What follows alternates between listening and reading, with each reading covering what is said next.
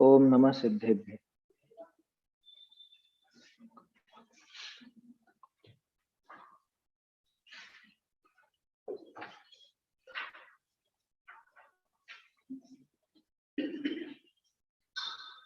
काउणनमुक्कारं जिणवरवसहस्रवढ्ढमाणस्य दंसनमग्गमगोच्छामि जहाकं मम समासेन। श्रीमद्वीरजिनेश रवि मिथ्यातमहर्ता विघ्नहरन मंगलकरं वन्दो वृषकर्ता। वाणी वन्दो हितकरी जिन मुख नभत गाज गणधर गणश्रुत भूझरी बूंदवन पद साज। गुरु गौतम वंदो सुविधि संयम तप धरो जिन ते पंचम काल में वरत्यो जिन मत दो। कुंद कुंद मुनि को नमो कुमत ध्वांत हर भार पाहुड़ ग्रंथ रचे जिनहि प्राकृत वचन महा। प्राकृत वचन महा।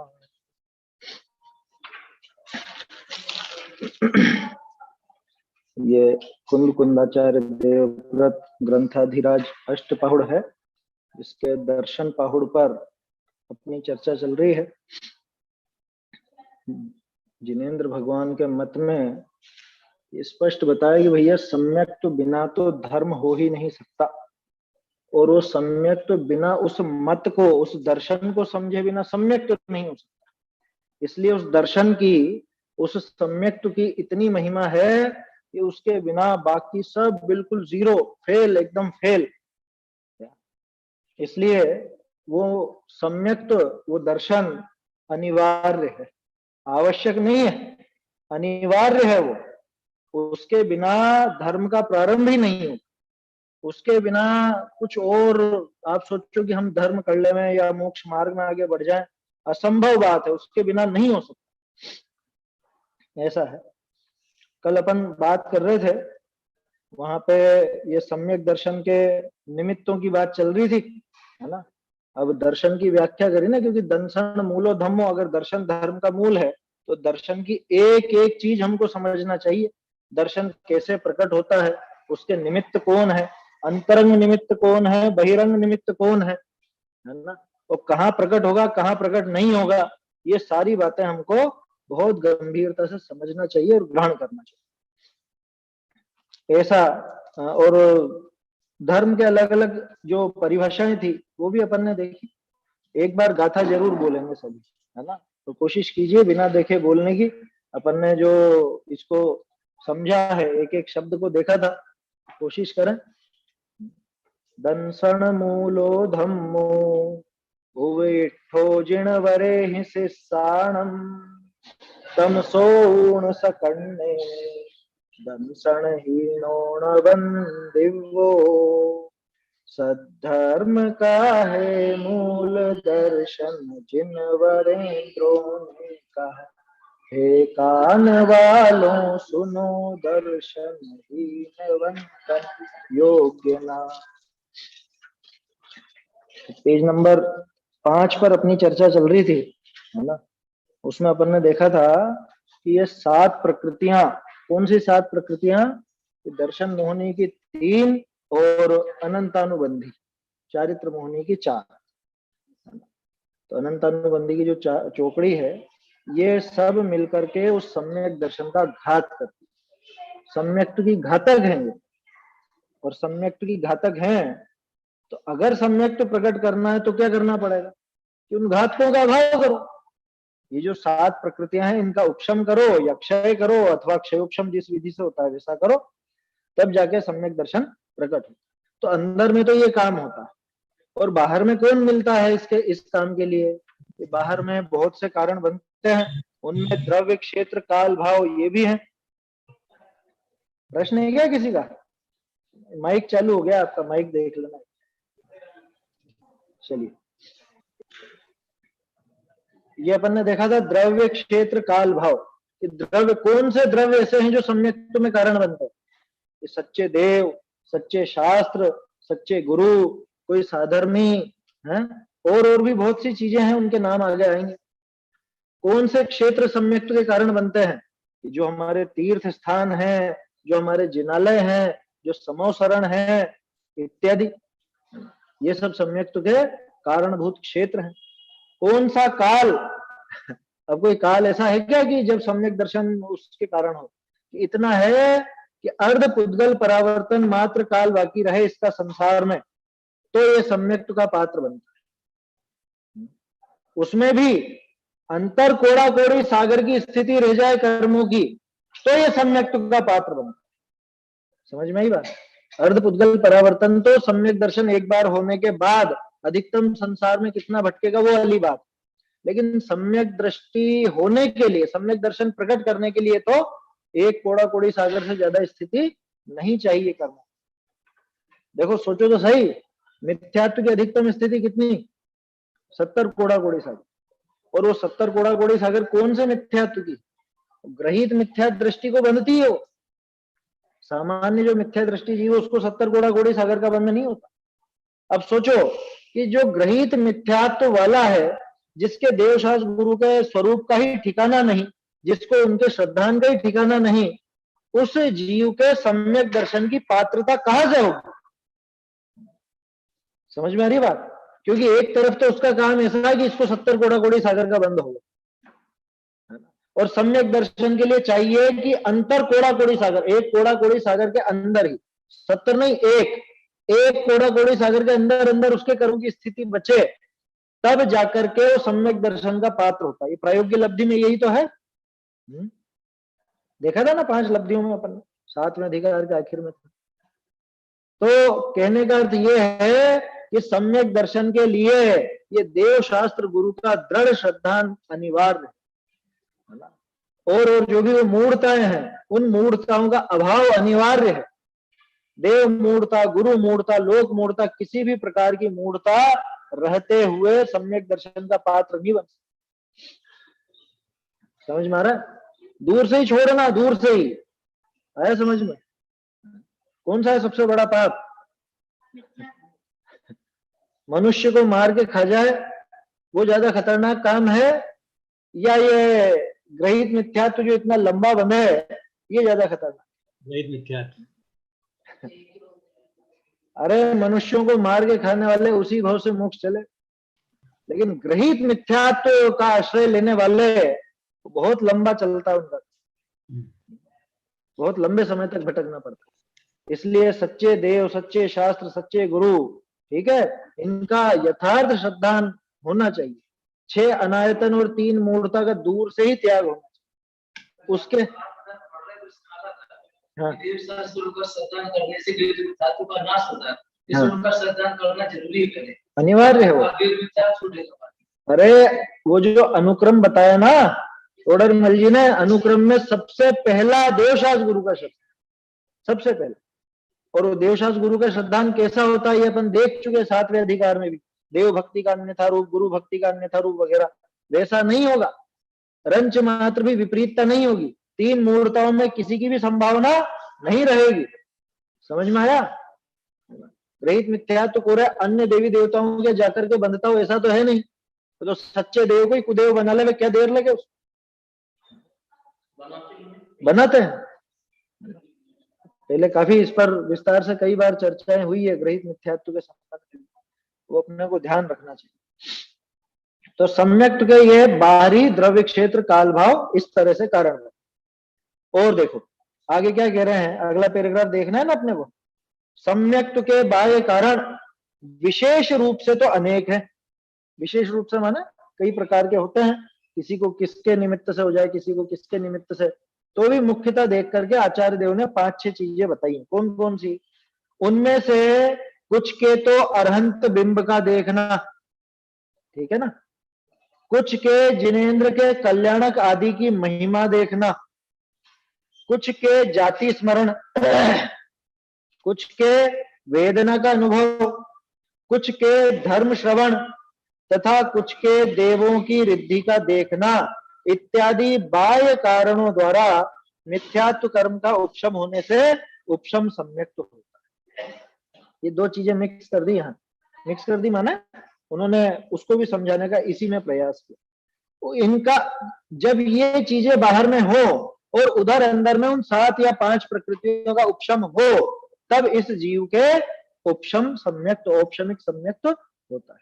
कौन कौन सी चीजें बताई, ये सर्वार्थ सिद्धि की वचनिका में भी इन्होंने डिटेल दी है ना, ये वहां पे भी है पूरा विस्तार। कुछ के तो अरहंत बिंब का देखना, भगवान का बिंब देखा, बिंब माने उनकी प्रतिमा, साक्षात भगवान को देखा अथवा भगवान का बिंब देखा, जिनेंद्र भगवान की प्रतिमा देखी, उससे ही हो गया। कुछ के जिनेंद्र के कल्याणक आदि की महिमा देखना, साक्षात जो पंच कल्याणक होते हैं वो देखना, अथवा ये जो पंच कल्याणक आदि का आदर्श आयोजन हो उसे देखना। कुछ के जाति स्मरण, पिछला स्मरण आ जावे, कुछ ऐसी चीज, कुछ ऐसी बात स्मृति में आ गई। कुछ के वेदना का अनुभव, जैसे कि 7वें नरक का नारकी है ना, या कोई तिर्यंच, उसको बहुत पीड़ा हो, उसमें भी हो जाता। तो पीड़ा बहुत अच्छी चीज है, तो है? वेदना हो शरीर में तो फिर तो बढ़िया है ना। अरे बढ़िया क्या, उसमें कितनों को होता है वो रेशो भी देखो। उसके अलावा वेदना से नहीं हुआ ये समझना, उस वेदना के समय पर वो तत्व चिंतन चला, तत्व विचार चला, तब जाकर के सम्यक दर्शन आता। अभी इसमें एक बात बताऊंगा, देखो पहले देखते हैं। कुछ के धर्म श्रवण तथा कुछ के देवों की रिद्धि का देखना। अभी धर्म श्रवण जो है ये क्या है, भगवान की देशना, समोसरण में बैठ करके धर्म सुनना है ना, अथवा साक्षात कोई केवली हो, श्रुत केवली हो, गंधर्व देव हो, उनकी बात सुनना है धर्म श्रवण। और कुछ के देवों की रिद्धि का देखना, क्योंकि देवगति का क्या कारण बता, देवगति में होने वाला वो दूसरे की रिद्धि को देख देख कर पहले जलता भुनता, लेकिन फिर कुछ तत्व की बात ख्याल में आए तो वो दर्शन। अब इनमें एक चीज विचार करने की है कि ये देवों की रिद्धि देखना, ये पंच कल्याणक देखना, भगवान को देखना, देखने मात्र से हो सकता है क्या? इसमें शास्त्रों के अभ्यास वगैरह की तो बात ही नहीं आई। नहीं, वो पंच कल्याणक में आएगा, वो पंच कल्याणक में शामिल है वो चीज। इसमें शास्त्रों के अभ्यास की बात कहाँ आई? धर्म श्रवण कहोगे आप, तो धर्म श्रवण तो साक्षात भगवान के उपदेश को सुनने वाली बात है। देखो निसर्गज और अधिगमज जो कहा जाता है ना, ये सब यूं देखना कि इसमें धर्म श्रवण वाली जो चीज है उसको छोड़ करके बाकी सारे निसर्गज है। लेकिन वो निसर्गज भी ये जो देवों की रिद्धि को देखने मात्र से कैसे होगा ये बताओ? उसको पिछला कुछ याद आए या पिछला तत्व सुना हुआ हो, तब जाकर के उसको इस स्वरूप समझ में आएगा कि भैया इस रिद्धि से कुछ होता जाता नहीं है, ये अपनी नहीं है, ये मैं जिसको देख देख करके दुखी हो रहा हूं, दूसरे की रिद्धि देख करके, वास्तव में ये उसकी भी नहीं है और ये मेरे आत्म स्वरूप में शामिल होती नहीं है। ये सारा चिंतन जब चले तभी जाकर के वो संभव है। आया समझ में? इस पर पहले भी चर्चा चली थी ना, निसर्गज भी अधिगमज ही है और अधिगमज भी निसर्गज ही है। समझ में आई बात? अभी थोड़े दिन पहले मोक्ष प्रकाशक के संबंध में भी हुई थी चर्चा, क्योंकि कुछ ऐसी बात भी सामने आई कि नहीं साहब बिल्कुल नहीं, वहां पे नहीं सुना हो तो भी हो जाएगा या कुछ ऐसा, इस तरह के तर्क भी किए गए। तो फिर ग्रंथ टटोले, आया समझ में? लब्धि सार, लब्धि सार के अंदर देशना लब्धि, बिना देशना लब्धि के संभव है सम्यक दर्शन? अगर बिना उपदेश के, बिना ये शास्त्राभ्यास के अगर सम्यक दर्शन होने लग जाए तो 5 लब्धियां कहने की ही नहीं, कुछ भी बेकार है, फिर मतलब क्या निकला उनका? और देशना लब्धि आप कहो कि कुछ देख करके ही हो जाएगी देशना, ऐसे नहीं होता। उस साफ साफ स्वरूप लिखा लब्धि सार में और धौला जी, है समझ? भगवान की देशना, हाँ, उनका जो लब्धि प्रकट होती है वो देशना लब्धि, वो भी है। उसके अलावा और भी है परिभाषा धौला में, है ना, और धौला के अनुसार ही लब्धि सार में, और टोडरमल जी ने खुल के लिखा स्पष्ट। और गुरुदेव और बाबूजी तो कहते ही थे कि नहीं होगा, बल्कि बहुत से तो जी ज्ञानी गुरु का ही चाहिए, उसमें एक और बात है, नियम सार जी की कौन सी शायद 56 या 156 संख्या भूल गया, उसमें तो स्पष्ट है कि वो जो ज्ञानी गुरु है वो अंतरंग निमित्त है सम्यक दर्शन का, बहिरंग नहीं, अंतरंग निमित्त। तो असल में वो ज्ञानी गुरु क्या है, वो जो उनकी देशना है, वो जो उपदेश है, वो समझ में आ रही है बात। इसलिए ये जो जितने भी है ना, भगवान की प्रतिमा देख करके किसको होगा बताओ, किसको होगा भगवान की प्रतिमा देखकर? जिसको पहले वो स्वरूप कभी मालूम पड़ा हो, जिसने पहले उस स्वरूप को समझा हो, जाना हो, तभी तो होगा ना, नहीं तो कैसे होगा? वो तो जैसे आप कहीं पर जाओ, कोई दूसरी जगह चित्रकला में प्रदर्शनी में जाओ, तरह तरह के चित्र देखते हैं, अब उन चित्रों को देख करके क्या भाव आएंगे, कैसे आएंगे, तो ख्याल में आता है। आया समझ में? वो एक कहलाती है ना मॉडर्न आर्ट, मॉडर्न आर्ट, उसमें ऊट पटांग कुछ भी बना देते हैं। अब अपने लिए तो काला अक्षर भेज बराबर जैसी है, अपन तो समझते ही नहीं कि क्या है ये, समझ में ही बात। बहुत से चित्रकार ऐसे वो बनाते हैं, उनको वो कहा जाता है इल्यूजनिस्ट। इल्यूजन, इल्यूजन मतलब वो भ्रम। भ्रम क्या? वो एक ही चित्र बनाएगा, लेकिन उस चित्र में अपने को कुछ अलग दृश्य नजर आएगा और बच्चे को कुछ अलग दृश्य नजर आएगा। कारण कि बच्चे ने वो चीजें कभी देखी ही नहीं, तो उसको उसका ख्याल ही नहीं आएगा, और हमने वो चीजें देख रखी तो हमको वो ख्याल आ जाएगा। ऐसा होता है, ऐसा भ्रम पैदा करते हैं वो चित्रों के माध्यम से। तो ये बताओ, अगर पहले वो नहीं देखा हो तो कैसे उसका स्वरूप ख्याल, उसके बारे में नहीं समझा हो, नहीं जाना हो, तो वो स्वरूप कैसे ख्याल में आएगा? इसलिए जो भी है ना, साक्षात अनंत भगवान के बिंब को देखना, साक्षात भगवान को अथवा उनकी प्रतिमा को, ठीक है, उसी तरह से जिनेंद्र के पंच कल्याणक आदि की महिमा देखना, इसमें भी वो तत्व विचार पहले मिला हो, तत्व ज्ञान पहले मिला हो, तब वो काम होगा, नहीं तो नहीं होगा। देव की रिद्धि देखना, तो देव की रिद्धि देख करके क्या करें, वेदना से कैसे हो जाएगा सोचो। जब तक वो शरीर से आत्मा की भिन्नता ख्याल में नहीं हो, तब तक वो वेदना क्या कर देगी, वो वेदना से कैसे हो जाएगा? जब तक शरीर से आत्मा की भिन्नता ख्याल में ना हो, तब तक वो रिद्धियों को देख करके कैसे सम्यक दर्शन कर, उनकी भिन्नता ख्याल में नहीं आएगी। समझ में आई बात? तो ये बाहर में क्या परिस्थिति बन रही है वो दिखाई गई। वास्तव में तो वो अंतरंग कारण जो है, वो उपदेश जो अंदर ग्रहण कर रखा है, वो काम करता है, चाहे साक्षात में उपदेश मिल रहा हो चाहे नहीं, है ना। इनको साक्षात कहां उपदेश, सातवें नरक के नारकी को कहां, या देव की रिद्धि को देख करके जो साक्षात उपदेश कहां हो रहा है? स्वयंभू रमन समुद्र में साक्षात उपदेश कहां है? तो पिछला ही कुछ ख्याल में आया। समझ में ही बात। अब लेकिन कोई सोचे, कोई कहे कि भाई नदी पहाड़ पत्थर इनको देख करके हो जाएगा, ऐसे नहीं, कैसे होगा? होगा उसको ही जिसने पहले कुछ उपदेश ग्रहण किया। हाँ, अरे सबसे बड़ी बात, और कुछ ज्यादा मत उलझो उसमें, 5 लब्धियों का स्वरूप है कि नहीं है? बिना पंच लब्धि के कभी सम्यक दर्शन संभव है क्या? तो देशना लब्धि का क्या करोगे अगर बिना उपदेश के होने लग जाएगा? फिर देशना लब्धि का क्या रहा? समझ में ही बात। इसलिए वो जरूरी है। एक बार देशना लगी हो कम से कम, फिर तो आप उड़द और छिलके से भी कर लो, है समझ में? जैसे शिवभूति मुनिराज ने किया ना, लेकिन वो पहले की देशना थी तो कर पाए, अगर पहले की देशना नहीं होती तो वो नहीं कर सकते। बोलो, नहीं तो उड़द और छिलके में क्या समझोगे, क्या समझोगे? तो इसलिए ये सारी जो बातें हैं, ये वर्तमान में बाहरी निमित्त क्या है वो दिखाया गया।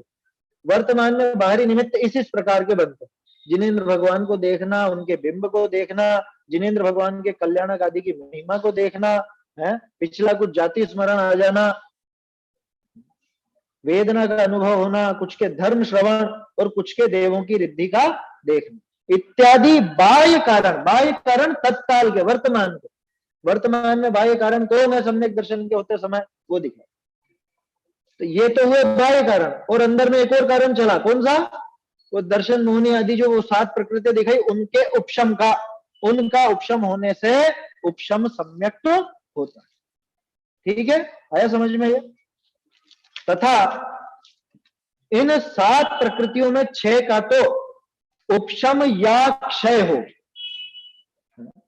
और एक सम्यक्त प्रकृति का उदय हो, तब क्षयोपशम सम्यक्त हो। क्षयोपशम की परिभाषा अपन ने देखी थी ना पहले। सर्वघाती जो स्पर्धक हैं, ये जो 6 है ना, ये 6 प्रकृतियां सर्वघाती है। कौन सी 6? अनंतानुबंधी की 4 और मिथ्यात्व और सम्यक मिथ्या, है ना, ये 6 सर्वघाती है। तो इनका तो उपशम या क्षय, उपशम या क्षय माने दोनों में से एक, ऐसा नहीं, सदवस्था रूप उपशम और उदयाभावी क्षय है, समझ में। वर्तमान कालीन, हाँ वही क्षय उपशम की परिभाषा, वर्तमान कालीन उन सर्वघाती स्पर्धकों का उदयाभावी क्षय, वास्तविक क्षय नहीं, बस उदय में नहीं आएंगे ऐसा, और भविष्यकालीन उन्हीं स्पर्धकों का पड़े रहना, सद अवस्था रूप उपशम। असली उपशम नहीं है, उसका नाम अप्रशस्त उपशम, असली उपशम नहीं है, ये देखा था पहले भी। सत्ता में पड़े रहेंगे, बस परेशान नहीं करेंगे, इतना ऐसा, उदीर्ण होकर के अभी उदय में नहीं आएंगे, बस इतनी सी बात, और कुछ भी नहीं हो। तो ऐसा उपशम और ऐसा क्षय, प्लस वो जो एक देशघाती है, कौन सी? सम्यक्त प्रकृति, उसका उदय, ऐसा जब हो तब क्षय उपशम सम्यक्त होता है। बाहर में निमित्त कि वही जो पहले दिखाया, वही उन्हीं निमित्तों के होते हुए अगर उन 7 अथवा 5 हो तो 5 प्रकृतियों का उपशम हो तो उपशमिक सम्यक्त, अगर इस तरह से है ना क्षय और उपशम और उदय हो तो वो क्षय उपशम सम्यक्त। ठीक है, इस प्रकृति के उदय से किंचित अतिचार मल लगता है तथा इन 7 प्रकृतियों का सत्ता में से नाश हो तब क्षायिक सम्यक्त होता। वो जो एक देशगति बताई ना सम्यक्त प्रकृति, तो वो सम्यक्त प्रकृति जो है उसके उदय के कारण उस क्षयोपशम सम्यक्त में कुछ मल लगता है, कोई दोष लगता है। कैसा लगता है वो तो केवल ज्ञानी जानते हैं, यहाँ तो उदाहरण मात्र दिखाया, वो उदाहरण भी पक्का नहीं समझना, ये टोडरमल जी ने लिखा था, है ना, 9वें अधिकार में स्पष्ट दिखाया। वो जो दिखाया कि ये हमारा जिनालय, ये हमारे भगवान, भगवान शांति के दाता है, ऐसे हैं वैसे हैं, ये सिर्फ उदाहरण कहे हैं, वास्तव में यही दोष लगते हैं ऐसा नहीं, समझ में ही बात। वास्तव में तो जो दोष लगते हैं चल मल अगार दोष, वो केवल ज्ञानी ही जानते। तो किंचित अतिचार मल लगता है, अब दोष है उससे थोड़ा सा चलपना, थोड़ा सा मलिनपना, गाढ़ा नहीं होना सम्यक्त का, यानी इतनी दृढ़ता नहीं होना, है ना। अब वो अपन नहीं कह सकते कैसा, क्योंकि दृढ़ता नहीं हो तो अपन तो ये समझते सम्यक दर्शन ही नहीं रहेगा, लेकिन क्षयोपशम सम्यक में कुछ ना कुछ ऐसी बात है, और वो केवल ज्ञानी की पकड़ में आती है। जिसको क्षयोपशम सम्यक तो उसको भी पकड़ में नहीं आएगी, ध्यान रखना, क्या उसको भी पकड़ में नहीं आएगी, वो केवल ज्ञान गम्य है बात। तो कहां पे ढीलापन आया है या कहां पे वो थोड़ा सा मलिनपना है वो केवल ही जानते हैं साक्ष। हाँ, वो दोष सहित ही है, क्षयोपशम सम्यक्त का स्वरूप ही ऐसा है, उन दोषों का वेदन करता है, इसीलिए उसका नाम है वेदक सम्यक्त, है ना, वो दोषों की वजह से वेदक कहलाता।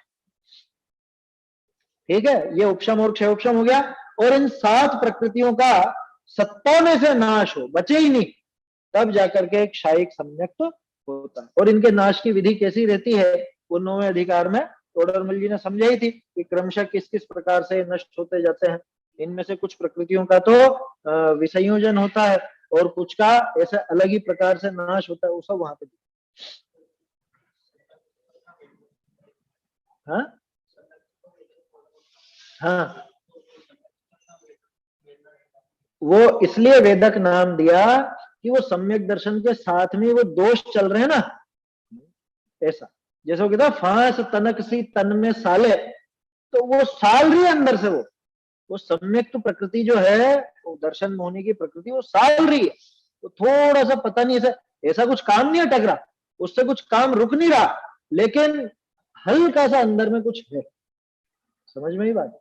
जैसे अपने मान लो छोटी मोटी कोई फोड़े फुंसी मामूली सी कुछ हो गई ऐसी, अब उससे कोई काम अटक नहीं रहा अपना, लेकिन बिल्कुल एकदम जैसे मस्त रहते वैसा नहीं, हल्का सा कुछ ऐसा लगता है, समझ में आई बात। अब वो केवल ज्ञान गम्य इसलिए ज्यादा तो क्या कह सकते हैं, लेकिन वो वेदक नाम इसीलिए कि उसका ये वेदन करता है, अपने शब्द हैं, वास्तव में वहां पे वो दोष खड़े हुए हैं, इसलिए उसको वेदक भी कहा जाता है, वेदक सम्यक तो कहा। देखो आगे देखते हैं। इस प्रकार उपशमादि होने पर जीव के परिणाम भेद से 3 प्रकार हो। ये 3 भेद बन गए ना, उपशमिक, क्षयिक और क्षय उपशम। वे परिणाम अति सूक्ष्म है, केवल ज्ञान गम्य है, इसलिए इन प्रकृतियों के द्रव्य उद्गल परमाणुओं के स्कंद हैं, वे अति सूक्ष्म है, और उनमें फल देने की शक्ति रूप अनुभाग है, वह अति सूक्ष्म है, वह छद्मस्त के ज्ञान गम्य नहीं। क्या मतलब कि पहले तो जो कर्म थे वो कर्म भी अत्यंत सूक्ष्म, उन कर्मों की फलदान सामर्थ्य वो अति सूक्ष्म, और जिन भावों से उन कर्मों का ये उपशम क्षय क्षयोपशम हुआ है वो भी अति सूक्ष्म, ये पकड़ में नहीं आते हैं। क्या समझ में ही बात? ये क्यों दिखा रहे हैं यहाँ पे जयचंद जी? ये इसलिए दिखा रहे हैं कि वास्तव में सम्यक तो क्या चीज है, ये बहुत बारीक, हम सम्यक को उसके बाहरी रूप से पकड़ पाते हैं। बात समझ में आ रही है? जब अपन ने गाथा पढ़ी थी तो आप में से कुछ लोगों के ऐसे प्रश्न थे, क्या पूछा था ना आपने कि ये कैसे फिर हम अंदर की चीज कैसे पकड़े? सम्यक दर्शन तो जीव का भाव है, उसको पकड़े कैसे? ये उसकी भूमिका है। ये जयचंद जी यहां से वो बात प्रारंभ कर कि भाई वो असली सम्यक तो जीव का भाव है, श्रद्धा गुण का एक परिणमन है, वो परिणमन अत्यंत सूक्ष्म, और उसमें जितना जो कुछ काम हुआ वो भी बहुत सूक्ष्म है, जिसके हुआ उसको तक पता नहीं चलता। सम्यक दर्शन का पता नहीं चलता ऐसा मत समझना, सम्यक दर्शन के लिए जो जो काम हुआ है वो पता नहीं चलता है ना। वो जो करण परिणाम है और कर्मों का उपशम है या क्षयोपशम है या क्षय है, तो उस जीव को मालूम नहीं चलता कि क्या हुआ है। इतना पता चलता है कि वो जो अनुभूति होती है उस समय का आनंद उसको, श्रद्धान में जो सम्यक पना उसका उसको पता चलता है। बाकी वो बहुत बारीक, असली कैसा क्या उसका स्वरूप है वो तो केवल ही जानते हैं, हम पकड़ पाते हैं उसके बाहरी रूप से। वह अति सूक्ष्म है, वो छद्मस्त के ज्ञान गम्य नहीं है। ठीक है ना ये? तथा उनका उपशमादिक होने से जीव के परिणाम भी सम्यक रूप होते हैं। समझ में आ रही है बात? 3 प्रकार कौन से? 3 प्रकार ये बताया ना, औपशमिक, क्षयिक, क्षयोपशमिक। ये जो पीछे आए थे वही है 3 प्रकार। क्या कहा? तथा उनका उपशमादिक होने से जीव के परिणाम भी सम्यक रूप होते हैं। वो जो कर्म इतने बारीक, उनका उपशम वो भी बारीक, और उनका उपशम होने पे जीव के ये सम्यक रूप परिणाम होते हैं, वे भी अति सूक्ष्म। मतलब सोचो, वो जो साक्षात उद्गल है वो इतना सूक्ष्म, वो कर्म, तो उसके उपशम में होने वाली, उद्गल है ना वो कार्मन वर्ग ना, उसके उपशम में होने वाले अब जीव के भाव वो कितने सूक्ष्म, और वो एक एक समय का परिणमन है, वो कैसे पकड़ में आवे? वो केवल ज्ञानी पकड़ते। वे भी अति सूक्ष्म है, वे भी केवल ज्ञान गम्य है। तथापि जीव के कुछ परिणाम छद्मस्त के ज्ञान में आने योग्य होते हैं। ये अब जवाब आ रहा है कि हम कैसे पकड़े, क्योंकि आपने तो कह दिया दर्शनहीन वंदन योग्य नहीं है, तो हम कैसे पकड़ेंगे इसके दर्शन है या नहीं? तथापि जीव के कुछ परिणाम छद्मस्त के ज्ञान में आने योग्य होते हैं, वे उसे पहचानने के बाह्य चिन्ह हैं। उनकी परीक्षा करके निश्चय करने का व्यवहार है। निश्चय करने का व्यवहार है माने निश्चय नए का व्यवहार ऐसा नहीं, निश्चय करने का मतलब निर्णय करने का, पक्का करने का। क्या कि हम ये पक्का कर सकते हैं कि इस जीव के सम्यक दर्शन होगा कि नहीं होगा, ऐसा ऐसा निश्चय करने का व्यवहार है। व्यवहार मतलब ऐसी पद्धति है। क्या उनकी परीक्षा करें, अगर वो जो परिणाम होते हैं, जो परिणाम हमारे पकड़ में आने जैसे हैं, उन परिणामों की पकड़ हो, वो समझ में आए, तो हम परीक्षा कर सकते हैं कि सामने वाले के दर्शन है या नहीं, सामने वाला सम्यक तो सहित है या नहीं है, या उसका बिल्कुल विपरीत है। और जब वो बात पकड़ में आएगी तो फिर कितना आसान हो गया कि अब ये वंदनीय है या नहीं मालूम पड़ जाए। अब जब अपने को विश्वास हो, ये निश्चय हो जाए कि सामने वाला दर्शन से रहित है, उसके बाद तो वो वंदनीय हो ही नहीं सकता, उसकी वंदना की ही नहीं जा सकती, है ना।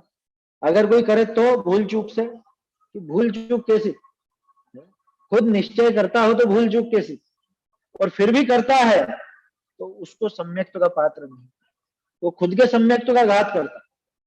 समझ में आई बात? देखो कह रहे ना आगे,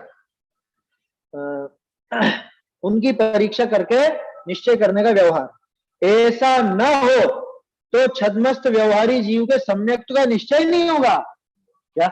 अगर वो बाहरी चिन्ह होते ही नहीं तो फिर कैसे निर्णय हो? ये गाथा ही फेल हो जाएगी फिर। अगर सम्यक्त्व के जो थोड़े भी अपने को बाहरी रूप नजर ही नहीं आए, उसके चिन्ह नजर ना आए, तो कैसे निर्णय करो, कैसे वो पक्का करोगे ये वंदनीय है? तब आस्तिक्य का अभाव सिद्ध होगा, व्यवहार का लोप होगा, ये महान दोष है। कैसे आस्तिक्य होगा? आस्तिक्य माने यहाँ इसके है ऐसी श्रद्धा, अस्तिपना, है पना, उसकी समझ लो, उसके स्वरूप को स्वीकार करना, वो आस्तिक्य।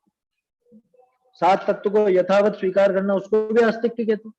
यहाँ पे दूसरे व्यक्ति का जो समझ लो देव या गुरु या शास्त्र, शास्त्र तो क्या देव या गुरु के पद पर हो तो सबसे पहले यही तो निर्णय किया जाएगा कि इसमें देव के लक्षण है या नहीं, इसमें गुरु के लक्षण है या नहीं।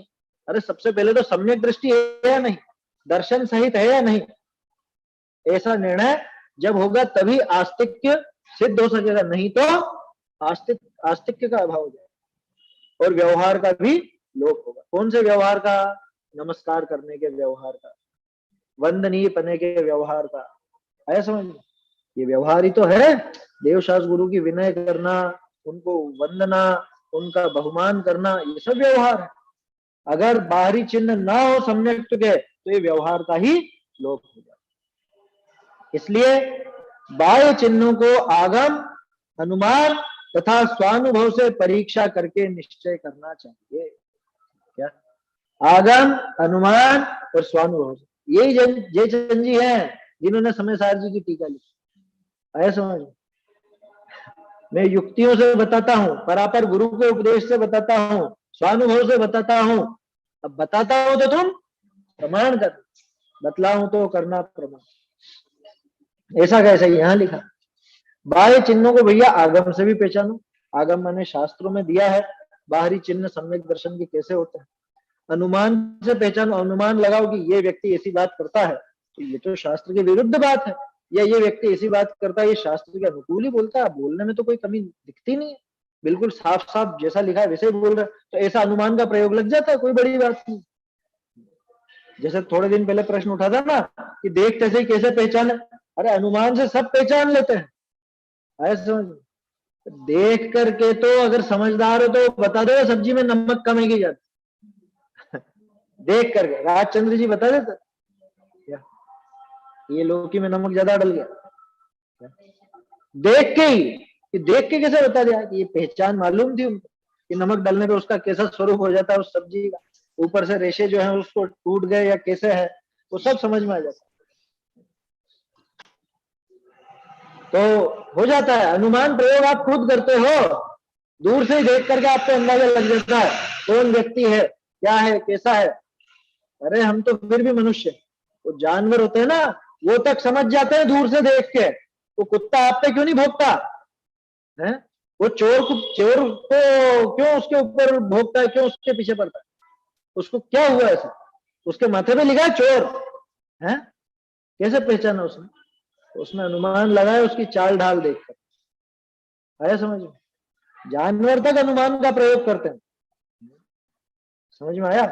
तो इसलिए ये शंका खड़ी मत करना कि कैसे पहचान करें, हमसे तो नहीं, बहानेबाजी नहीं कर, ये पहचान करना है अपने, और कैसे करना है? आगम हमारी सहायता कर रहा, अनुमान का प्रयोग हम खुद कर सकते हैं और स्वानुभव से परीक्षा करके निश्चय करना चाहिए। ये अनुमान आदि के बाद ही ये स्वानुभव का नंबर आता है, तो वो स्वानुभव से, अनुमान से, आगम से, इन सबसे परीक्षा करके और ये नक्की करना कि सामने वाला वंदनीय है या नहीं। क्या हमें सामने वाले से क्या लेना देना, कि सामने वाले से लेना देना नहीं होता तो ये देवशास्त्र गुरु का काम ही क्या था? बात समझ में आ रही है? मोक्ष मार्ग में देवशास्त्र गुरु का क्या रोल है? अगर सामने वाले से कुछ लेना देना नहीं हो तो देवशास्त्र गुरु का रोल ही खत्म हो जाए। और हमें लेना देना है, 100% लेना देना है। क्यों? क्योंकि जैसा कार्य होना हो उसके निमित्त भी वैसे ही होते हैं, उसके कारण भी वैसे ही मिलते हैं। अगर तुम सामने वाला अगर कुगुरु है, खोटा वेशधारी है, अथवा दिगंबर वेशधारी है लेकिन खोटा है, विपरीत आचरण वाला है, विपरीत श्रद्धान वाला है, ऐसे को अगर गुरु बना लोगे तो क्या होने वाला है? फिर तो ऊपर ना हो क्या, वो स्थिति हो जाएगी। वो खुद डूबता है, दूसरों को भी डुबाए। अगर गुरु की परख नहीं करी, अगर देवशास्त्र गुरु की परख नहीं करी और हर कैसे कि अपने को क्या लेना देना, ठीक है जैसा भी, ऐसा करके चले, तो ये पक्का मानना कि आपका सम्यक तो खंडित होगा। खंडित क्या होगा? प्रकट ही नहीं होगा। खंडित तो आगे की बात है, सम्यक दर्शन की पात्रता नहीं रहेगी। इसलिए बाह्य चिन्हों को आगम, अनुमान और स्वानुभव से परीक्षा करके निश्चय करना चाहिए। ऐसा निश्चय नहीं करे तो खुद का ही नुकसान। वे चिन्ह कौन से हैं? सो लिखते हैं, देखो। मुख्य चिन्ह तो उपाधि रहित शुद्ध ज्ञान चेतना स्वरूप आत्मा की अनुभूति है। क्या ये चिन्ह है? ऐसा चिन्ह हमको कैसे दिखेगा? ये खुद के लिए दिखेगा। आया समझ? खुद की भी तो पहचान होगी ना। मुख्य चिन्ह है ये। गजब हो गया। इसको सम्यक तो नहीं कहा, इस अनुभूति को सम्यक तो नहीं कहा, ये सम्यक का चिन्ह बताया। क्या मतलब? अरे भाई सम्यक तो वास्तव में क्या है, इसको बारीकी से देखो। सम्यक तो क्या चीज है कि श्रद्धा गुण की एक पर्याय, ठीक है ना। और श्रद्धा में सिर्फ अहम पना होता है पने की स्वीकृति होती है, बस। अब ये क्या चीज है? उपाधि रहित शुद्ध ज्ञान चेतना स्वरूप आत्मा की अनुभूति। क्या श्रद्धा में अनुभूति होती है? श्रद्धा में अनुभूति नहीं होती। हाँ, लेकिन ये अनुभूति होती है तो वो श्रद्धा बनती है, ये बात पक्की। तो ये चिन्ह बन गया ना। असली सम्यक तो क्या है कि असली सम्यक तो एक श्रद्धा नाम के गुण की एक समय की पर्याय है, ठीक है। और उसका चिन्ह कौन है कि वो चारित्र गुण में होने वाली अनुभूति उसका चिन्ह है। बात समझ में आ रही है? ये बिल्कुल बारीकी तक लेकर के गए हैं कि वास्तव में वो अनुभूति सम्यक दर्शन नहीं है, लेकिन इस अनुभूति के बिना वो सम्यक दर्शन भी नहीं होता। ये अनुभूति उसका चिन्ह है, उसका पहचान चिन्ह है। समझ में? यद्यपि ये कह रहे हैं, देखो, यद्यपि ये अनुभूति ज्ञान का विशेष है, वास्तव में देखा जाए तो ज्ञान की है। कह रहे अभी तो आप चारित्र की कह रहे थे। अरे ज्ञान का काम होता है चारित्र के साथ, चारित्र का काम लीनता का, और लीन कौन होगा? लीन तो ज्ञान ही होगा, है समझ में? ज्ञान ज्ञान स्वरूप में लीन होगा तो वो बहुत सारे गुणों का एक साथ काम चलता है, ठीक है। तो वो अनुभूति जो है, वो जो अनुभूति कहां पर हुई? अनुभूति माना अनुभव, उसका स्वाद चखना कौन चखेगा? किसका काम है वो काम ज्ञान का। और वो चारित्र सहित लीन होता है तो ये स्वाद आता है। तो ये अनुभूति ज्ञान का विशेष है, तथापि वह सम्यक तो होने पर होती है। क्या मतलब? कि वास्तव में वो अनुभूति सम्यक दर्शन नहीं है, लेकिन वो अनुभूति सम्यक तो होने पर होती है। बात समझ में आ रही क्या कहना चाह रहे हैं? वो एकदम बारीकी तक लेकर गए हैं कि सम्यक दर्शन असल में क्या चीज है।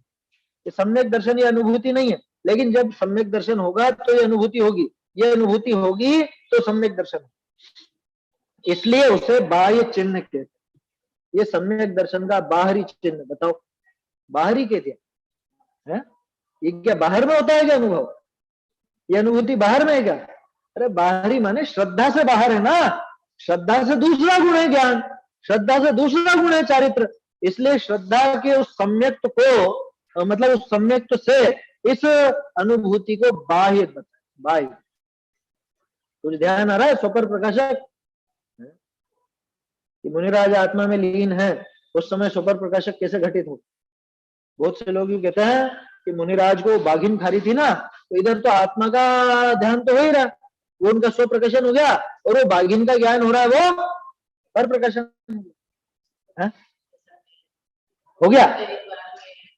अरे वो बाघिन का ख्याल आए तो अनुभूति छूट जाएगी। क्षयोपम ज्ञान है, छद्मस्त है, एक समय पे उपयोग एक ही जगह रहेगा। कभी मत सोचना कि इधर तो आत्मा का ज्ञान चल रहा है, उधर बाघिन का ज्ञान चल रहा है। असंभव है वो बात। फिर स्वपर प्रकाशक कैसे लगेगा? कि वहां ज्ञान जो ज्ञान को जान रहा है वो स्व प्रकाशन, और ज्ञान जो आनंद को जान रहा है वो उसका पर प्रकाशन। समझ में ही बात? ऐसे स्व पर लिया ना वहां पे, वैसी बात यहां। ये सम्यक्त से बाहर है, ये अनुभूति कहाँ है? ज्ञान में है, ये सम्यक्त श्रद्धा में नहीं है ना। पहले पहले पता चला तभी तो तैयार हो गए बिल्कुल। पहले मालूम चला कि उपद्रव आ गया है अपने ऊपर, अब समेट लो। फिर वो मति ज्ञान की समस्त बुद्धियों को समेटकर, शुद्ध ज्ञान की समस्त बुद्धियों को समेटकर, वो यही तो है और क्या है? क्या बताया आपने? क्या फिर से बताना। स्वपर प्रकाशन जी। वहां पे ज्ञान जो ज्ञान को जान रहा है, माने आत्मा में लीन है, वो तो हुआ ज्ञान का स्व प्रकाशन। और ज्ञान ज्ञान को तो जान ही रहा है, लेकिन वो अनंत गुणों का जो स्वाद आ रहा है, वो आनंद आ रहा है, उस आनंद को जान रहा है या नहीं? उस आनंद को भी जान रहा है, लेकिन वो आनंद ज्ञान है क्या? आनंद वो अलग गुण का काम है, ये ज्ञान ज्ञान का काम कर रहा है, तो वो हो गया उसका पर प्रकाश। ऐसा गुरुदेव ने खुलासा किया है, मेरे मन से नहीं बोल रहा हूं। हाँ, गुरुदेव के प्रवचनों में है ये चीज, उनकी सामर्थ्य थी जो इतना खुलासा कर सकते हैं। अपन तो चक्राते ही रहते, अभी भी बहुत सा आपस में ऐसी बहसबाजी करते हैं, अरे नहीं नहीं स्वपर प्रकाशक फिर कैसे लगे? वो तो जानते हैं बाहर में जो सिगड़ी जल रही है माथे पे, उसको भी जान रहे और इधर आत्मा को भी जान रहे, तभी स्वपर प्रकाश। अरे स्वाद ही नहीं आएगा आत्मा का। भाई छद्मस्त का उपयोग तोड़रमल जी का देखा तो है अपन ने कितनी बार, वो शायद पेज नंबर भी नोट कराया था मैंने आप लोगों को, एक तो 343 पर है, कौन से पेज थे वो, और 3-4 अलग अलग जगह पेज नोट कर रहे थे ना स्वपर प्रकाशन के संबंध में। वो तो इस बहाने बात आ गई स्वपर प्रकाशन, यहाँ वो बात नहीं। बात तो इसके जैसी यूं है कि ये सम्यक से बाह्य है, ये अनुभूति है, समझ में? सम्यक दर्शन से बाहर है ना, सम्यक दर्शन में तो अहम है, वो अनुभूति नहीं है। अनुभूति वो ज्ञान का और चारित्र का काम, तो इसलिए वो सम्यक से बाहर कहा उसको, तो उसका वो बाहरी चिन्ह हो गया। या बाहर का अर्थ ऐसा मत समझना शरीर से जो कुछ क्रिया हो या बोलने की बात हो वो बाहर, वो तो बाहर के भी बाहर है, बहुत बाहर है। जय चंद जी बिल्कुल अंदर से लेकर के बाहर तक लेकर के जाए पूरा। क्या कहा? यद्यपि यह अनुभूति ज्ञान का विशेष है, तथापि ये वह सम्यक होने पर होती है, इसलिए उसे बाह्य चिन्ह कहते हैं। आया समझ में? ज्ञान तो अपना अपने को स्वसंवेदन रूप है, उसका रागादि विकार रहित शुद्ध ज्ञान मात्र का अपने को आस्वाद होता है। क्या कैसा होता है? जो ये शुद्ध ज्ञान है सो मैं हूं, और ज्ञान में जो रागादि विकार हैं वे कर्म के निमित्त से उत्पन्न होते हैं, वह मेरा स्वरूप नहीं। ये अनुभूति की बात है कि अनुभव कैसा होगा? ऐसा अनुभव होगा, ये शब्दों में लिखा है, वहां शब्द नहीं रहेंगे, वहां इस चीज का स्वाद आएगा। समझ में आ रही है बात? क्या कहा कि ज्ञान तो अपना अपने को स्वसंवेदन रूप, खुद का खुद को स्वसंवेदन रूप है। स्वसंवेदन माने स्वयं का संवेदन, स्वयं का अनुभवन, स्वयं का स्वाद। कैसा? उसका रागादि विकार रहित शुद्ध ज्ञान मात्र का अपने को आस्वाद होता। ये खुद की पहचान करने के लिए बता रहा कि जब ऐसा आस्वादन आ जाए, विकल्प में नहीं, ये बोलने का नहीं, ये अब क्या करें, भाषा में तो लिखना पड़ता है। ऐसा बिल्कुल निर्विकल्प ऐसा स्वाद आए कि जो ये शुद्ध ज्ञान है। कैसा शुद्ध ज्ञान? कि जिसमें रागादि का प्रवेश नहीं, बिल्कुल ज्ञान ज्ञान ज्ञान ज्ञान मात्र स्वरूप जो है वो सो मैं हूं। ज्ञान की एक समय की पर्याय नहीं। समझ में आ रही है बात? जो ये शुद्ध ज्ञान है का क्या मतलब? मैंने एक खंबे को जाना, ये शुद्ध ज्ञान है या नहीं? मैं कोई राग द्वेष नहीं कर रहा हूं मैं इससे, लेकिन फिर शुद्ध है कि नहीं है? ये ज्ञान है ही नहीं। मेरे क्या बात कर रहे हो? ज्ञान ही नहीं है। कि ज्ञान ज्ञान को पकड़े वो ज्ञान। क्या मतलब? देखो फिर से वो प्रयोग करते हैं। मैंने दरवाजे को जाना, मैंने खिड़की को जाना, मैंने खंबे को जाना, मैंने चटाई को जाना, मैंने ग्रंथ को जाना, मैंने इसको जाना, मैंने उसको जाना। इन सब में समान क्या बात है? मैंने जाना, है ना, यही समान है ना इसमें। इसको बोलते हैं सामान्य, जो हर एक विशेष में बैठा हुआ। अब दिक्कत क्या है, जब मैं कहता हूं मैंने दरवाजे को जाना तो दरवाजा मुख्य हो, मैंने खंबे को जाना तो खंबा मुख्य हो। ये विशेष, इसको कहते हैं विशेष का आविर्भाव चल रहा है ना। और होना क्या चाहिए, उस विशेष में छिपे हुए सामान्य को पकड़ो। ज्ञान एक समय की पर्याय कैसे है? ज्ञान एक समय की पर्याय, ये जो ज्ञान हुआ ना, जो उदाहरण अपन ने लिया था कि मैंने खंबे को जाना, तो वो खंबा एक समय की पर्याय में तो जानने में आया। अभी कितनी देर हो गई वो खंबे की बात किए हुए। ये देखो, ये क्या है, एक उंगली, उंगली को जाना आपने, अब जान रहे हो? अब नहीं जान रहे। वो एक समय की पर्याय ही तो थी। देखो, पर्याय को भी वो ज्ञान के नाम से कह दिया जाता है, इसलिए कंफ्यूज नहीं होना।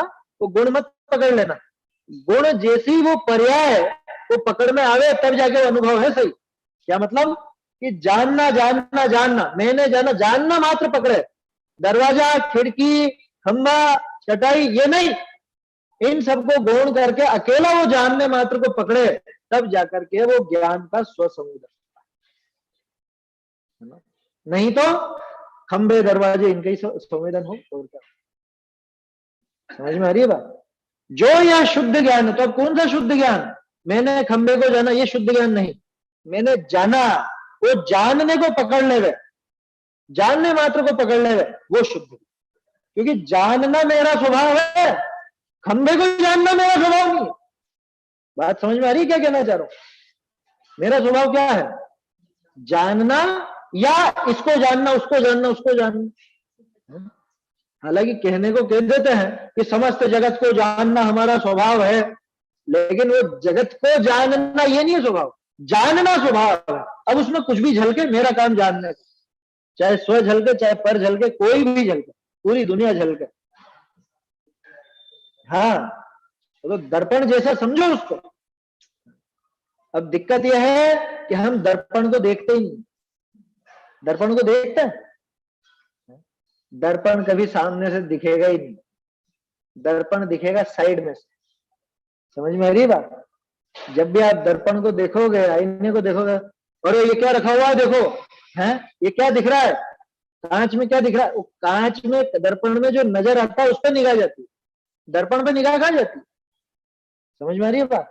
जबकि उस हर एक झलकन में वो दर्पण मौजूद है नहीं, वो है वो सामान्य। उस सामान्य को पकड़ना है। आज तक वो विशेष ही विशेष को पकड़ते रहे। आया समझ में?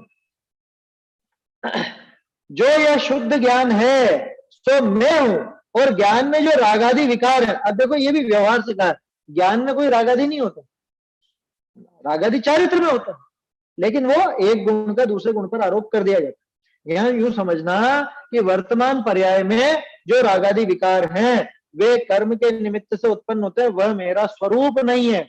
मेरा स्वरूप तो जानना मात्र है। आया समझ में? मेरा स्वरूप तो उतना मात्र है। अब ये राग द्वेष आदि है या नहीं है? कि है, लेकिन ये मेरा स्वरूप है। ये पैदा हो गए हैं कहां पे? मेरे ही नहीं हुए। कांटों सी पैदा हो जाती चैतन्य सदन के आंगन में, मेरे आंगन में पैदा हुई, लेकिन मेरा स्वभाव। बोलो कहां हुआ वो फोड़ा, वो गांठ कहां हुई, वो विकार कहां हुआ? अरे मेरे में हुआ साहब, मेरे में हुआ है, लेकिन क्या वो मेरा स्वरूप है? उसको स्वरूप मान लेगा तो ठीक कराने ही नहीं जाएगा। तो गांठ तो मेरा वजन है, वो तो बड़ी मुश्किल से तो तगड़ा हुआ हूं, ये वजन बढ़ाया है बड़ी मुश्किल से, तो यार मर जाएगा, उसको अपना स्वरूप समझेगा। अब डॉक्टर क्या कहता है वहां पे जाने पर? चिंता मत करो, तुम्हारा नहीं, कुछ भी नहीं है तुम्हारा, इसमें सब कर देंगे। मेरा नहीं है, ठीक है, मेरा नहीं तो फिर क्यों साफ करवाऊं? तो बोलो है कि नहीं है? मेरा है, ये तो बड़ा चक्कर है। अरे हुआ यहां पर है, लेकिन वो मेरा स्वभाव नहीं है, और हुआ है यहां पर, इसलिए दूर भी करना पड़ेगा। आया समझ में? क्योंकि उससे मेरा नुकसान हो जाएगा, मेरा स्वभाव उससे घाता जाता है। वो मेरे स्वभाव में तो नहीं है, मेरा स्वभाव तो नहीं है, लेकिन पैदा यहीं पर हुआ है, इसलिए उसको दूर करना पड़ेगा। और उसको दूर करने की विधि यही है कि अपना स्वरूप समझे, अपने स्वरूप से अलग जो चीज है वो समझे, दोनों की भिन्नता को समझे, तो अपने स्वरूप को पकड़ पाए। और जब वो स्वरूप को पकड़ेगा तभी जाकर के वो विकार दूर होगा। भगवान ने और क्या किया बताओ? अरहंत ने क्या कर लिया? जो वीतरागी हो गए वो अरहंत, वो सर्वज्ञ हो गए, भगवान हो गए। वो जो 80वीं गाथा है ना, उसमें ये बात छिपी हुई है। देखिए समय तो हो रहा है। जो ये शुद्ध ज्ञान है सो मैं हूं, और ज्ञान में जो रागादि विकार है वे कर्म के निमित्त से उत्पन्न होते हैं, वह मेरा स्वरूप नहीं है। इस प्रकार भेद ज्ञान से ज्ञान मात्र के आस्वादन को, वो जो सामान्य ज्ञान की बात अपन ने की, भेद ज्ञान से ज्ञान मात्र के आस्वादन को ज्ञान की अनुभूति कहते हैं। ये समय सार उठा करके रख दिया इन्होंने यहाँ पे अष्टपावड़, समझ में आई बात? ऐसा भेद ज्ञान चले पहले विकल्पों में, और बाद में वो भेद ज्ञान भी छूट करके ज्ञान मात्र पकड़ में आ जाए, ज्ञान मात्र का स्वाद आ जाए, उस आस्वादन को ज्ञान की अनुभूति कहते हैं। इसका ही नाम ज्ञान की अनुभूति है, इसी का नाम आत्मा की अनुभूति है ना? इसी का नाम सम्यक दर्शन है, इतना भी कह देंगे आज, है ना? 12वीं 13वीं कौन से 13वीं गाथा की टीका में है, या तो अनुभूति सम्यक दर्शनमेव इति समस्तमेव निर्वध्यम, ऐसा लिखा अमृत चंद्राचार्य ने। और लोग क्या कहते हैं कि सम्यक दर्शन तो हो जाता, आत्मानुभूति नहीं होती। लेकिन चौथे गुण स्थान वह साफ साफ कह रहे हैं, ये जो आत्मानुभूति है यही सम्यक दर्शन है। 13वीं गाथा की टीका पढ़ लेना, समझ में आया? ऐसे आस्वादन को ज्ञान की अनुभूति कहते हैं, वही आत्मा की अनुभूति है तथा वही शुद्ध नय का विषय है। शुद्ध नय का विषय है ना? लेकिन शुद्ध नय से पकड़ में नहीं आता वो। क्या मतलब? कि शुद्ध नय का काम नहीं है उसको पकड़ना। शुद्ध नय विकल्पों में पहले उसको बता देगा, वो सामने दिखा देगा, लेकिन जब उसकी अनुभूति होगी तो क्या नय कराएगा क्या अनुभूति? नय तो शांत हो जाता है वहां, प्रमाण नय सब शांत हो जाता, ज्ञान ज्ञान में लीन हो जाता। ऐसी बात है। इसके ये बची हुई पंक्तियां अपन कल ही देखेंगे, है ना? जल्दबाजी में क्यों पढ़े, बढ़िया है पंक्तियां, बोल्ड भी करी हुई है, इन पर अच्छे से विचार करना चाहिए। भेद विज्ञान की पंक्तियां हैं ये, है ना? और आकुलता मत करना कि अरे दूसरी गाथा का मुख्य विषय तो ही नहीं रहा, जयचंद जी ने तो बहुत लंबा खींच दिया। वो पूरा उसी के लिए है, क्योंकि जिस दर्शन की हमको पहचान करनी है, जिस दर्शन के आधार पर वंदनीय बनते हैं, वो दर्शन है कैसा, वो सम्यक दर्शन कैसा, उसका पूरा स्वरूप यहाँ पे खोलेंगे। आगे तो और सरल सरल बात आएगी, बिल्कुल बाहरी रूप दिखाया जाएगा, उसको फिर अपन आगे पढ़ लेंगे। 343 पेज नंबर है रेशमई चिट्ठी का, जिसमें लिखा है ना, जो ज्ञान 5 इंद्रिय व 6वें मन के द्वारा प्रवर्तित था। और उसमें पेज नंबर नोट करवाए थे 88 और 36, ये 2 पेज नंबर नोट करवाए थे। 36, 88 और 343 ये मोक्ष प्रकाशक के पेज नंबर है ना, जिन पर वो स्वपर प्रकाशक संबंधी बात। और है ना सम्यक के भेद है ना, आत्मानुशासन के 10 से 18 व्याख्यान में समझाए, 9 व्याख्यान। हाँ 10 से 18 में है, आत्मानुशासन के 10 में से 18। ये चीज तो पहले भी आ गई थी, सम्यक दर्शन के भेद।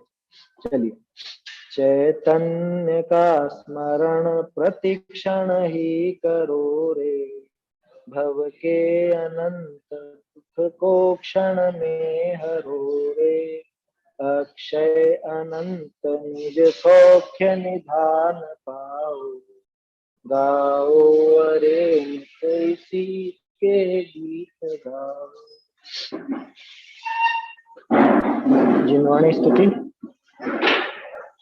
जान के सुज्ञानी जैनवाणी की सरधा लाइए, जान के सुज्ञानी जैनवाणी की सरधा लाइए, जा बिन काल अनंते भ्रमता, जा बिन काल अनंते भ्रमता, सुख न मिले कहूँ प्राणी, जान के सुज्ञानी जैनवाणी की सरधा लाइए, स्वपर विवेक अखंड मिलत है, स्वपर विवेक अखंड मिलत है, जाही के सरधानी, जान के सुजानी जैनवाणी की सरधा लाई। अखिल प्रमाण सिद्ध अविरुद्धत, अखिल प्रमाण सिद्ध अविरुद्धत, स्यात्पद शुद्ध निशानी, जान के सुज्ञानी जैन वाणी की सरधा लाइए, भाग चंद सत्यारथ जानी, भाग चंद सत्यारथ जानी, परम धरन रजधानी, जान के सुज्ञानी जैन वाणी की सरधा लाइए, जान के सुज्ञानी जैन वाणी